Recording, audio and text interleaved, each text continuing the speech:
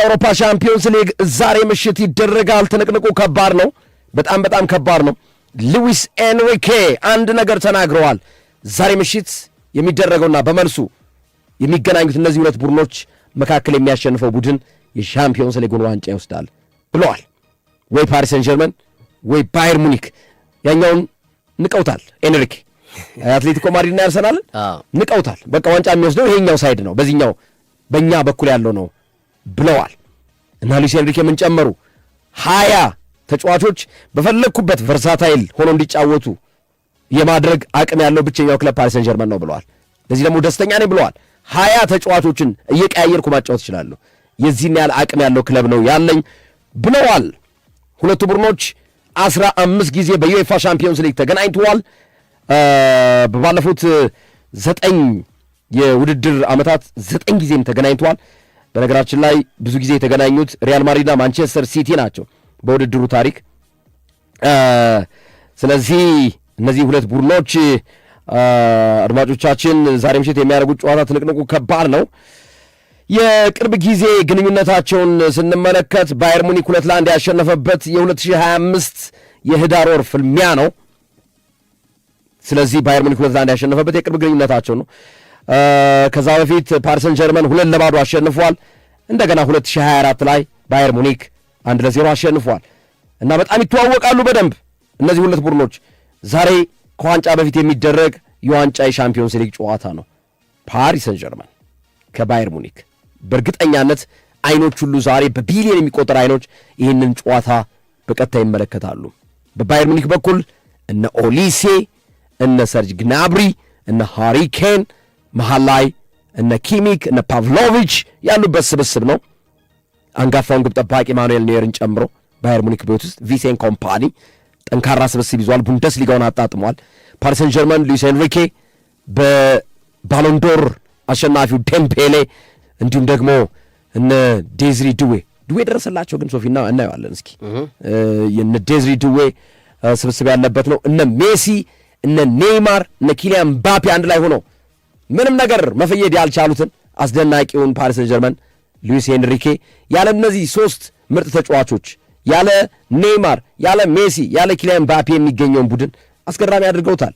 ተቀይረው የሚገቡት እነ ባርኮላ የሚያደርጉት መሃል ላይ እነ ቪቲኒያ፣ ተከላካይ ክፍሉ ደግሞ የፓሪስ ሰን ጀርመን ይለያል። ከባየር ሙኒክ አንጻር ተከላካይ ክፍሉ በጣም አስደናቂ የብረት ካቴና ነው። ማርኪኒየስን እና ፓቾን ሰብሮ መግባት የማይሞከር ነገር ነው። በጣም ከባድ ነው፣ ከባድ ካቴና ነው። ስለዚህ ጉዳይ ዛሬ በዝርዝር እናነሳለን። ፓሪስ ሰን ጀርመን ከባየር ሙኒክ። አድማጮቻችን ከባድ ትንቅንቅ የአውሮፓ ሻምፒዮንስ ሊግ። ሶፊዬ ጀምረው እስኪ። ግርምዬ በጣም ቆንጆ ጨዋታ እንደተባለውም ለእኔ እውነትም ሀላል ፉትቦል ነው የጨዋታ። ምክንያቱም በጣም ጥራት ያላቸው ተጫዋቾች ያሉበት ፍልሚያ ስለሆነ ማለት ነው። የተጎዱትንም እናነጻጽራለን። እሺ ግርምዬ፣ የተጎዱትን የማይገቡ ተጫዋቾች አሉ። ለምሳሌ የተጎዱ እነ ሰርጅ ግናብሪ ያሉ፣ እነ ዴዝሪ ድዌ ያሉ፣ ያነጻጽር እናያቸዋለን። እነዚህ ጉዳት ላይ ያሉትን በጣም አሪፍ። በአውሮፓ ሻምፒዮንስ ሊግ መድረክ ባለፉት 5 ተከታታይ ጨዋታዎች በነበራቸው ግጥሚያ ፓሪስ ሰን ጀርመን ለባየር ሙኒክ እጅ ሰጥቷል። ግን በዓለም የክለቦች ዋንጫ ላይ ባለፈው ክረምት በነበራቸው ጨዋታ ላይ ፓሪስ ሰን ጀርመን ባየር ሙኒክን አሸንፎ ወደ ግማሽ ፍጻሜው መግባቱ ይታወሳል። በሩብ ፍጻሜ ተገናኝቶ ነበር፣ ታስታውሳለህ? እዛ ጨዋታ ላይ ጀማል ሙሲያላ የተጎዳበት ጨዋታ ማለት ነው። ያ ጨዋታ እንግዲህ የሁለቱ ቡድኖች ጨዋታ ለእኔ ግርምዬ ይሄ ጨዋታ የሚወሰነው አሁን ብዙ ጊዜ ጨዋታዎች የሚወሰኑት አማካይ መስመር ላይ ነው። አብዛኞቹ ጨዋታዎች በአማካይ መስመር ተጫዋች ጥራት የመወሰን አቅም አለ። የዛሬው ጨዋታ ግን የሚወሰነው በተከላካይ መስመር ተጫዋቾች ነው። ኤግዛክትሊ በግራም በቀኝ የሚወሰን ነው። ምክንያቱም ሁለቱም አማካኞቻቸው በጣም ጥራት ያላቸው ናቸው። ባየር ሙኒክ ፓቭሎቪች፣ ኪሚክ እና ጀማል ሙሲያላ ናቸው። ፓሪስ ሰን ጀርመን ቪቲኒያ፣ ጆዋኔቬጅ እና ዴዝሪ ደዌ ወይም ፋቢያን ድሩይዝ ናቸው። ፊቱ ላይ ኦሊሴ ነው፣ ሉዊስ ዲያዝ ነው፣ ሃሪኬን ነው፣ ዴምብሌ ነው፣ ዴዝሪ ድዌ አይኖር እንመልስኪ፣ ባርኮላ ነው፣ ካቫርስኬሊያ ነው። ተከላካይ አካባቢ ያለው ነገር ግን ወሳኝነት ይኖራል። ከግብ ጠባቂ ጀምሮ ያሉ ማኑኤል ኒየር በማድሪድ የመጀመሪያው ዙር ጨዋታ ያደረገው ትንቅንቅ በዛሬው ጨዋታ ላይ የሚታይ ከሆነ የባየር ሙኒክ ድል በትልቁ አንዱ ሊያሰፋ የሚችልበት ሂደት ከፍ ይላል ተብሎ ይጠበቃል። ብዙ ሙከራዎች የሚኖሩ ጨዋታ ነው፣ ምንም ጥርጥር የለውም። ክፍት ነው። ሁለቱም ኳስ በያዙ ቁጥር ወደፊት ነው የሚጫወቱት፣ ወደፊት ነው ለመጫወት ጥረት የሚያደርጉት። ግን በንጽጽር አሁን የፓሪስ ሰን ዠርመን ተከላካይ ጥብቅ ነው። ዊሊያን ፓቾና ማርኪኒዮስ እንደዚሁም ኑኖ ሜንዴዥ እና አሽራፍ ሀኪሚ ያሉበት ቦታ ኑኖ ሜንዴዥ ዛሬ ጨዋታ ላይ መድረስ ጉዳይ አጠራጣሪ ነው። ግን ልምምድ በአግባቡ መስራቱ እየተነገረ ነው የሚገኘው። ሜንዴዥ፣ አሽራፍ ሀኪሚ፣ ኦሊሴና ሉዊስ ዲያዝን ቀጥ አድርጎ እንደሚያቆማቸው ምንም ጥርጥር የለው። ሃሪኬንን ማርኪኒዮስ አያነቃንቀው። አደገኛ ተከላካይ ነው ማርኪኒዮስ። አዎ ምንም ጥያቄ የለው። በዛኛው በኩልስ ካቫራትስኬሊያ ከማን ጋር ነው የሚገናኘው? ዴምብሌ ከማን ጋር ነው የሚገናኘው? ባርኮላ ከማን ጋር ነው የሚገናኘው? ከነ ኡፓሚካኖ ጋር እኮ ነው የሚገናኙት። ኡፓሚካኖ ማለት የሆነ ጨዋታ ላይ ቶፑን አይተው በማግስቱ የሚገባበት የሚጠፋው። ሁለቱም ደግሞ ጆናታን ታም ተመሳሳይ ነው። አንዳንዴ ከሚጠበቀው በላይ በጣም ያስደናቂ ተጫዋቾች ታያቸዋለህ። የሚሳሳቱ ስህተት ደግሞ የማጠብቀው በአውሮፓ ስታንዳርድ እንኳን የማጠብቀው አይነት ስህተት ይሳሳታሉ። በተለይ ኡፓሚካኖ የቀይ ካርድ አባት ነው። በጣም የቀይ ካርድ አባት ነው። እንደዚህ አይነት ፈጣን አጥቂዎች ካገኙት ሊጫወቱበት ይችላል። ላይማርና ስታንሶቪች ናቸው ግራና ቀይ ኖሮ የሚችሉት። በንጽጽር ከአሽራፍ ሀኪሚና ከኑኖ ሜንዴዥ አንጻር አታገናኛችሁም። ካቫራትስኬሊያ እንዴት ነው የሚያቆመው ላይማር? ስለዚህ የጨዋታው ልዩነት ፖይንቱ እዚህ ላይ ነው። እንግዲህ የባየር ሙኒክ ተከላካይ በዛሬው ጨዋታ ላይ ንቁ ነው ከገባ፣ ተጠንቅቆ ከገባ፣ ማርክ አድርጎ ከገባ፣ በደንብ በጨዋታው ላይ ተሳትፎን ከፍ ማድረግ የሚችል ከሆነ ተቋቁሞ ሊወጣ ይችላል የሚል ግምት አለኝ። የዛሬው ጨዋታ ግን ወሳኝ ነው። በነገራችን ላይ ባየር ሙኒክ የመልሱን ጨዋታ አሊያንዝ አሬና ነው የሚያደርገው። ይህንን ጨዋታ አሸንፎ ወይም በጠባብ ውጤት አቻ ወጥቶ ከተመለሰ የቪንሰንት ኮምፓኒ ወደ ቀጣዩ ዙር የማለፍ ዕድል ሰፊ ነው የሚሆነው አሊያንዝ አሬና ላይ የመልሱ ጨዋታ እንደመካሄዱ መጠን። እኔ ዛሬ ማኑኤል ኑየር የሚያተርፋቸው ይመስለኛል እንጂ ኡፓሚካኖና ጆናታን ታህ በጣም የዛሬ ጌም ለውጥ የሚፈጠርበት ቦታ፣ ዋጋ የሚከፍሉበት ቦታ ባየር ሙኒክ ይሄ ቦታ ነው። ምንም ጥያቄ የለው። ስለዚህ በዚህ ሂደት ውስጥ የሚፈጠረው ልዩነት ወይም የሚፈጠሩ ስህተቶች ወይም የሚፈጠሩ ጥንካሬዎች የሚፈጥሩት ነገር ነው። በነገራችን ላይ ቅድም አልን እንጂ ሃሪኬንን እነ ማርኪኒዮስ ያቆሙታል። ኑኖ ሜንዴዥ እነ ሉዊስ ዲያዝም ማቆም ይችላል። አሽራፍ ሀኪሚ በተመሳሳይ ኦሊሴ ሊያቆም ይችላል አልን እንጂ የባየር ሙኒክም የማጥቃት እንቅስቃሴ አጥቂዎቹ በጣም አስፈሪ ናቸው። አሁን ግንኙነቶቹን ነው ለምሳሌ ፕሪዲክትድ ላይንአፕ ላይ እናንሳው። ፕሪዲክትድ ላይንአፕ ላይ እዛው እናንሳና አጠር ያለ እንደ ጥያቄ እንደ መንደርደሪያ እንዲሆን ነው ውይይታችን ሞር ዋጋ እንዲኖረው ለማስቻል ብዬ ነው። ክቫራትስኬሊያ እንወሰደው። ምን አይነት ተጫዋች እንደሆነ እንየው። ዴዝሪ ዱዌን እንየው። ኡስማን ደምቤሌን እንየው። ሶስቱን አጥቂዎች እንመልከታቸው። ከማን ጋር ነው የሚገናኙት? ከኡፓሚካኖና ከጆናታን ታህ ጋር ነው የሚገናኙት። እነዚህ ከነሱ ጀርባ እነማን አሉ? ጆ ኔቬስ አለ፣ ፋቢያን ሪዩዝ አለ። እነዚህ በጣም አደገኛ ናቸው። ስለዚህ እነዚህ ከታህና ከኡፓሚካኖ ጋር ያላቸውን ግንኙነት እንውሰድ። አንድ ማኑኤል ኑየር እንዳለን ለዛ ነው ቅድም ያልኩት ማኑኤል ኑየር ካልታደጋቸው በስተቀር የባየር ሙኒክ ተከላካይ ክፍል ዛሬ ዋጋ ይከፍላል ያልኩት ለዛ ነው። በአንጻሩ እንመልከት። ኦሊሴ፣ ሉዊስ ዲያዝ፣ ሙሲያላ፣ ሃሪኬን እዚህም ጋር ስጠራው ሚሳኤል ነው። ሚሳኤል ለሚሳኤል ነው ዛሬ ጨዋታው። ሚሳኤል ለሚሳኤል ነው። አጥቂያቸው ሁለቱም አደገኛ ናቸው። ጥያቄው ግን ሚሳኤል ማምከኛው ላይ ጋ ነው። አሁን በቃ የተሻለ ማምከኛ ያለው ፓሪስ ሰን ዠርመን ነው እያልን ያለ ነው እኛ። ማርኪኒየስ የሚባል ማምከኛ አለ፣ አደገኛ ልጅ ነው። ፓኮ አለ። በነገራችን ላይ ፓኮ አንዳንዴ ፓቾ ብለው ይጠሩታል፣ አንዳንዴ ፓኮ ብለው ይጠሩታል።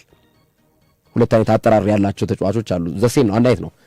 ፓኮም ብለው ይጠሩታል አብዛኞቹ፣ ፓቾም ብለው የሚጠሩታሉ ማለት ነው። ልክ እንደ ግራቨንበርክና ግራቨንበርች ተብሎ እንደሚጠራው ማለት ነው። ሰርጅ ግናብሪ ጉዳት ላይ ነው፣ ባይዘው የተጎዳ ተጫዋቻቸው ነው።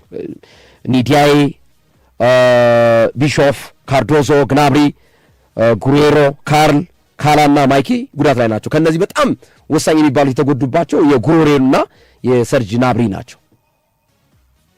ስለዚህ አሁን ሶፊ እነዚህን ስታነጻጽራቸው ምን ይታይሃል ነው? ሁለቱም የሚገራርም ሚሳይል ታጥቀዋል። ባላስቲክ ሚሳይልም በለው ከሰሞኑ የኢራንና የአሜሪካ ንትርክ ጋር በተያያዘ ወይም ኒውክሌርም በለው ሁለቱም ብቻ አስፈሪ የማጥቃት ሚና ላይ መጫወት የሚችሉ ጠንካራ ተፋላሚ አላቸው። ማምከኛው ላይ ግን ባየር ሙኒክ ላይ ስጋት አለኝ። አንተስ ምን ይሰማል ሶፊ? ተመሳሳይ ምንም ይሄ ኦቬስ ነው። እግር ኳስ የሚመለከት ሰው ያው ይህን ነገር ለመረዳት ብዙ የሚከብደው አይመስለኝም። እንዳልኩት ዲፈረንሱ የተከላካይ መስመሩ ላይ ይመስለኛል የዛሬው ጨዋታ። በዛሬው ጨዋታ ላይ በነገራችን ላይ ቪንሰንት ኮምፓኒ በቢጫ ካርድ ምክንያት በዛሬው ጨዋታ ላይ ቡድኑን አይመራም። ጭራሽ መልበሻ ክፍል ውስጥም ገብቶ ማናገር አይችልም። አውሮፓ ላይ ሲሪየስ ነው። እንደ አውሮፓ ሊግ አይደለም፣ እንደ ፕሪሚየር ሊግ አይደለም። ስናነሳ ነበር እንግሊዝ ፕሪሚየር ሊግ ላይ መልበሻ ክፍል ጋርዲዮላ መግባት ይችላል። ሻምፒዮንስ ሊግ ላይ እና በአውሮፓ መድረክ ግን አይቻልም እያልን ነበር። ትክክል።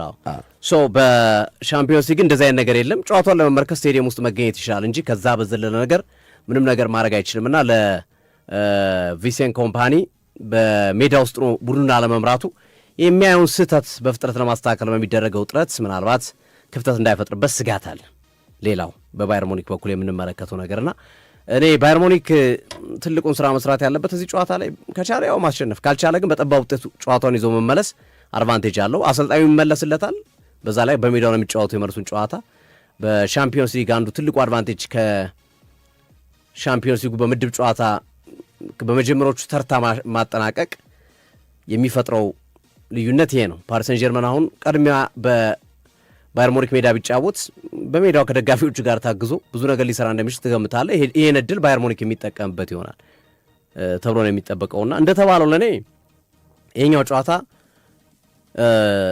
የዋንጫ ከፍተኛ አቅም ያላቸው ቡድኖች ያሉበት ነው። ከአጫወት ዘይቤ አንጻር፣ ከሙድ አንጻር፣ ከተጫዋቾች ጥራት አንጻር ሁለቱ ቡድኖችም በሻምፒዮንስ ሊግ ፍጻሜ ከደረሱ የዋንጫውን የማንሳት እድላቸው ባየር ሙኒክ የሚድረስ ፒኤስጂ የሚድረስ ዋንጫውን የማንሳት እድላቸው ሰፊ ነው። ግን ዋንጫ ላይ ደግሞ አንዳንዴ አይታወቅም። ለምሳሌ ቼልሲ እኮ ሲቲን አሸንፎታል ያኔ ብዙ በተወራለት ሰዓት። ባለፈው ዓመት ፓሪስ ሰን ጀርመን እንደ ንስር ከፍ ብሎ በሚበርበት ሰዓት ቼልሲ ያራግፎታል እኮ ፓሪስ ሰን ጀርመን። ምን እንደሚከሰት አናቅም። አሁን ለምሳሌ አርሰናል ከአትሌቲኮ ማድሪድ ብዙዎች ለአርሰናል ግምት ይሰጣሉ። ግን አትሌቲኮ ማድሪድም ሊያልፍ ይችላል ለፍጻሜ አናቅም። አትሌቲኮ ማድሪድም አልፎ ለፍጻሜ ዋንጫ ሊበላ ይችላል። ይሄ የእግር ኳሳዊ ህግጋቶች፣ መስፈርቶች፣ አካሄዶች ናቸው። ነገር ግን ከአጫወት መንገድ ከተጫዋቾች ጥራት አንጻር ከተመለከት ነው ለእኔ በዚህኛው በኩል ያሉት ቡድኖች የዋንጫ ተስፋቸው ሰፊ ነው። ሉዊስ ኤንሪኬ የሚያሉት ነገር እኔ ብዙም የሚያስተች ነው ብዬ አላምንም። ምክንያቱም ጥራታቸው ከፍ ያለ ነው። እንዴ እስኪ አትሌቲኮ ማድሪድና አርሰናል ውስጥ ቪቲኒያን፣ ጆዋኔቬሽና እንደውም የአርሰናል እንደው በተወሰነ መንገድ ይሻላል። ቪቲኒያ፣ ጆዋኔቬሽና የዛይር ሚሪ ወይም የሪዩዝ አይነት የፋቢያን ሩይዝ አይነት አማካኞች ጥራት አላቸው። ሶስቱም ጥራታቸው ተመልከት። ቪቲኒያንም፣ ጆዋኔቬሽንም፣ ሮቢን ፋቢያን ሩይዝንም ተመልከታቸው። ለምሳሌ አርሰናል ራይስን ጠርተ ኢዜ ብለህ ዙሜንዲ ስጠራ ከሌሎቹ ጋር የሚወዳደራል። አሁን ያለው ከረንትሪ ፐርፎርማንሱ አትሌቲኮ ማድሪድ ኮኬ ምናምን ብለህ ስጠራ አይሆንም፣ አይመጣውም። ፊቱን ተመልከት። ዴምብሌ፣ ካቫረስኬሊያ፣ ደዚሪ ደዌ። አትሌቲኮ ማድሪድ እንዲህ አይነት አጥቂ አለው። አርሰናል እንዲህ አይነት አጥቂዎች አሉት። ጥያቄ ታነሳ። ሃሪኬን፣ ኦሊሴ። አርሰናል ሊበልጣቸው የሚችለው በተከላካዩ ብቻ። እነዚህም የሚፎካከራቸው በንጽጽር ስታየው አትሌቲኮ ማድሪድና አርሰናል አሸናፊ ዋንጫ የመውሰድ እድሉ በንጽጽር ነው ያልኩት አነስተኛ ይመስላል ከባየር ሙኒክና ከፒኤስጂ አንጻር። ግን ኢትስ ፋይናል፣ ኦልዌይስ ፋይናል ላይ ድራማ አለ። ፍጻሜ ላይ ያልጠበቀ ነገር ሲሆኑ ደጋግመን ተመልክተናል እና የሉዊስ ኢነርኬም ሀሳብ ግን ዝም ብሎ የሚጣል አይደለም። ያሰጡት ሀሳብ ከእግር ኳሳዊ ከእውቀት የመነጨ ሀሳብ ነው ብዬ ነው የማምነው እና ይህን ጨዋታ ማንም ሰው ባያመልጠው ደስ ይለኛል። ዛሬ በጣም ምርጥ ጨዋታ። አንድ አድማጭ ጥያቄ ጠይቋል። አርሰናል አትሌቲኮ ማድሪድን ጥሎ የሚያልፍ ከሆነ የትኛው ክለብ ይሻለዋል? ሁሌ የተለመደ ጥያቄ ነው። ባየር ሙኒክ። እኔ ባየር ሙኒክ ባይ ነኝ። ተመሳሳይ ከሆነ ግረም ጥያቄውን ነበር። እኔ ደግሞ አሁን አስተካክያለሁ። በፊት ፓሪስ ሰን ጀርመን ነበር፣ እኔም ባየር ሙኒክ። ምክንያቱም አርሰናል አጥቂ ክፍሉ ደካማ ስለሆነ የባየር ሙኒክም ተከላካይ ክፍሉ ደካማ ስለሆነ ቢያንስ አትሊስት ይሻላል። ግን ከባድ ጨዋታ ነው ሆነ ለመናገር። አሁንም እስቲል እኔ ድል የምሰጠው ለሙኒክና ለፒኤስጂ ነው ከአትሌቲኮ ማድሪድና ከአርሰናል ይልቅ ዋንጫውን ግን የፍጻሜ ጨዋታ ነው በሚለው መስፈርት ማየት ይሻላል። ግርሜ አጋሮቻችን እውቅና እንሰጣለን፣ እኛ እንሰናበታለን። ዛሬ ምሽት ጠብቁን፣ ቀድመን ነው የምንገባው። በጣም ምርጥ ጨዋታ ነው፣ ከዋንጫ በፊት የሚደረግ የአውሮፓ ሻምፒዮንስ ሊግ ጨዋታ። ዛሬ አይኖች ሁሉ ከሲዲ ስፖርትና ከፓሪስ ሰን ዠርመን ባየር ሙኒክ ጨዋታ ጋር ይሆናል። ምሽት ላይ ፓርክ ደስ ፕሪንስ ላይ ያለውን ጨዋታ በቀጥታ እናስተላልፋለን። ያበደ ጨዋታ ነው፣ በጣም ምርጥ ጨዋታ ነው። እግር ኳስ ሁሉ የሚወድ የሚመለከተው ጨዋታ ነው። ዛሬ ምሽት አንላቀቅም። እናንተ የቴሌቪዥኑን ድምፅ የዘጋ አርጋችሁ ሲዲ ስፖርትን ከፍ አርጋችሁ ምስል ከእናንተ ድምፅ ከኛ ድብልቅልቁን ነው የምናወጣው። ዛሬ ምሽት ያበደ ጨዋታ ነው። ከወዲሁ ጓጓኝ። ሶፊ ሰዓት አልደርሳል። እንሳበው እንዴ? ሰዓቱ እንስበዋለን። ግን ማንም ሰው ባያመልጠው የጨዋታ ደስ ይለኛል። እንጂ ያደርገዋል። የትኛውም እግር ኳስ የሚወድ ሰው ሊመለከተው የሚገባው ጨዋታ ነው። በትክክል